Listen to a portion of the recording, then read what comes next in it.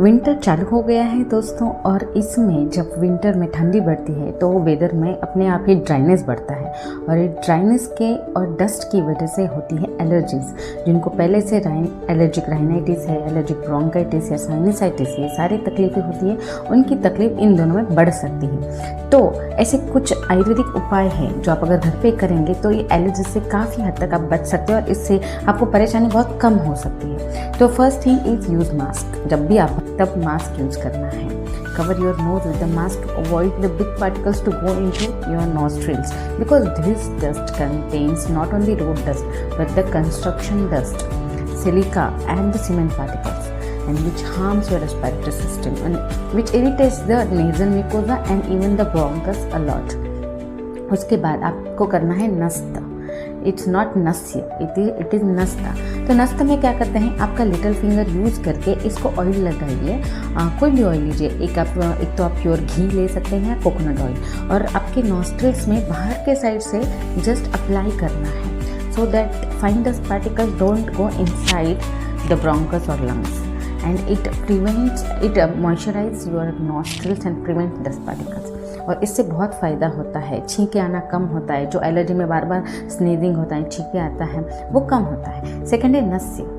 रात में और सुबह दोनों टाइम अगर आपको पॉसिबल है तो आयुर्वेदिक ऑयल आते हैं, बहुत टाइप्स के ऑयल्स है, अनु तेल है, षड़बिंदु तेल है, वच्चा तेल है। तो ये अलग अलग ऑयल आते हैं जिसके आप 2-2 ड्रॉप्स रात को सोते समय आपके नाक में डालिए। तो इसके वजह से जो साइनस में जमा हुआ कफ है वो भी निकलने में मदद होती है, हेडेक है तो वो भी कम होता है, और ये एलर्जी के लिए एक शील्ड बन जाता है और आपको एलर्जी कम करने में ये बहुत हेल्प करेगा। थर्ड है प्राणायाम। रेगुलर बेसिस पे मॉर्निंग में प्राणायाम कीजिए।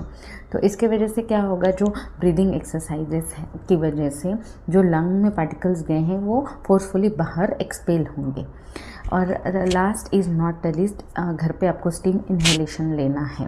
रेगुलर बेसिस पे घर पे नॉर्मल वाटर का स्टीम लीजिए, और उसके बाद अगर आपको लग रहा है कि आपके साइनसेस में यहाँ पे फ्रंटल साइनस, मैक्सिलरी साइनस, यहाँ पे बहुत कफ जम गया है, आपको हेडेक हो रहा है, नीचे झुकते तो हैवीनेस लग रहा है, तब आपको ये स्टीम इन्हेलेशन भी हेल्प करेगा। बट हम और एक पंचकर्म करते हैं जिसे बोलते हैं धूमपान।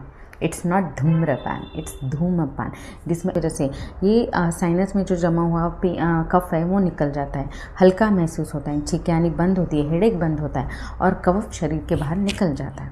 Last but not the least, try to improve your immunity. So immunity boost करने के लिए लाइफस्टाइल प्रॉपरली फॉलो कीजिए, एंड घर में कभी भी ड्राई डस्टिंग नहीं करना है। कभी भी जब आप डस्टिंग करेंगे